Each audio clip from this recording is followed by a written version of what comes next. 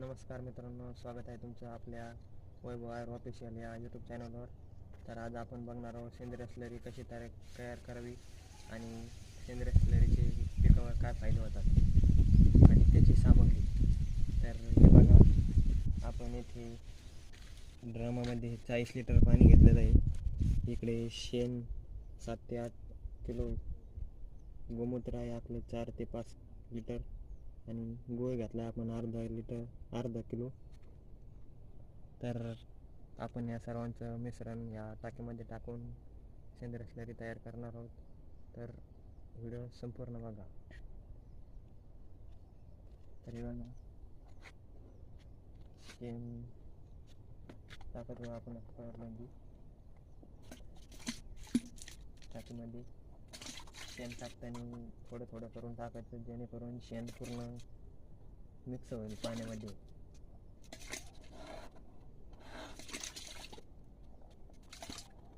आपण शेण गावरान गाईचे घेतलेलं आहे. गोमूत्र पण आपण गावरान गाईचे घेतलेले.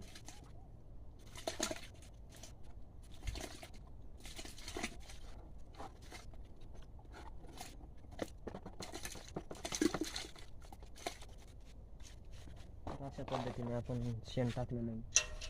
आता आपण गोमूत्र 3 ते 4 लिटर आहे ते आपण यामध्ये टाकणार आहे. हे टाकल्यानंतर आता गूळ जो आहे तो आपण टाकणार आहे. गूळ घाताना आपल्याला असा बारीक खडे करून घ्यायचे, जेणेकरून तो पाण्यात लवकर वेग होईल.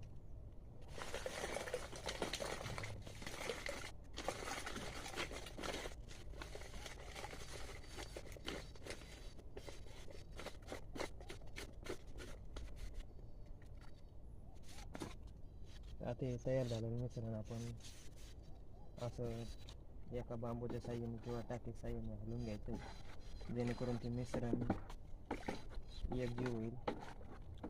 5 ते 10 मिनटं आपल्याला हे मिश्रणाला हलवून घ्यायचं, चांगलं बारकाईने हलवून घ्यायचं, जेणेकरून सर्व आपण टाकलेलं मिश्रण हे एकजूट झालं पाहिजे. तुम्ही याला दिवसातून 2दा, सकाळ आणि संध्याकाळी 2दा हलवा, जेणेकरून ते चांगल्या प्रकारे मिक्स होईल आणि आपली स्लरी चांगल्या प्रकारे होईल. असं चांगल्या पद्धतीने हलवून घ्यायचं आहे.